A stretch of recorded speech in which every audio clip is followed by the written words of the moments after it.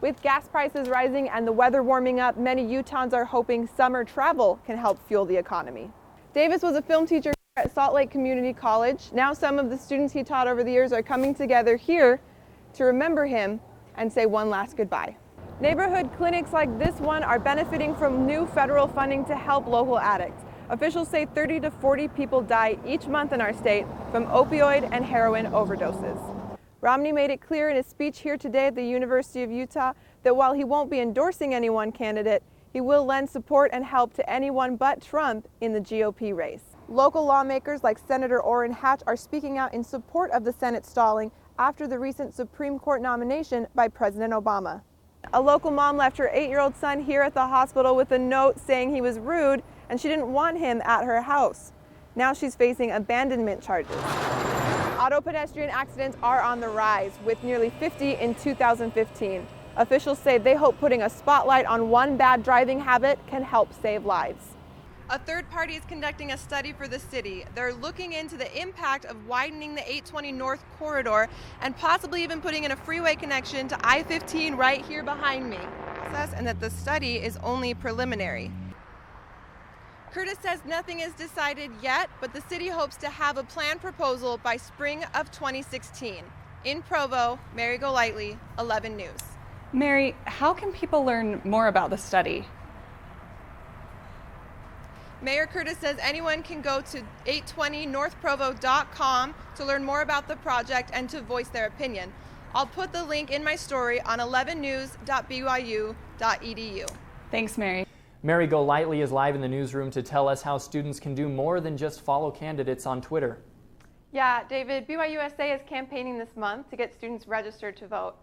They're passing out flyers and explaining the registration process to students, and campaigns director Kelly Byers says she's hoping to triple the number of students who registered last year. We live in this amazing country where we can vote and we can have a voice in the way that our system governs things. And, you know, it's our duty as Americans to register and to vote in the elections every year.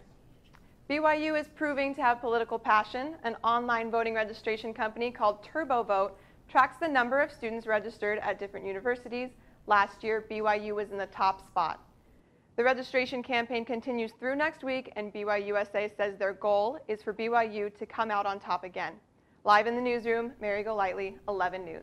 So Merri, how can students go about registering? BYUSA will have a booth in the Wilkinson Center tomorrow to help any students who still want to register. Merri Golightly, live in the newsroom. Thanks. Everyone loves 11 News reporter Merri Golightly was there. She's live in the newsroom. Merri, how is the upcoming election making students more politically active? David, BYU Political Affairs Society hosted a watch party on campus for any students, Democrats or not. They hosted a similar event for the last Republican debate.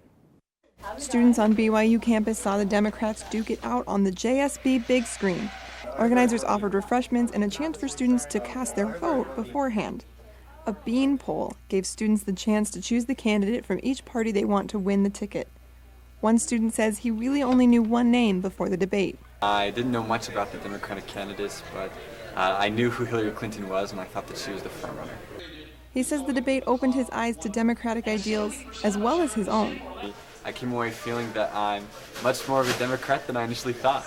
Another student noticed what she says is a big difference between this debate and the first two for Republicans. I thought this one was a lot more centered on the issues, and I wish the Republican debates were more on the issues and not. I felt like this one was more professional overall. Both students say they felt Senator Hillary Clinton won the debate.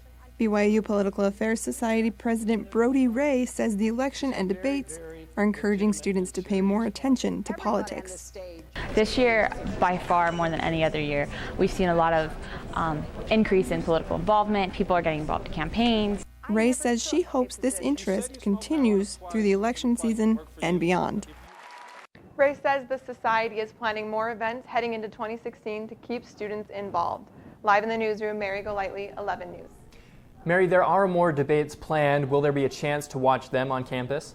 With so many debates coming up, BYU PAS is not planning more watch parties at this point, but they are planning an event for election night next year. Live in the newsroom, Merri Golightly. Thank you.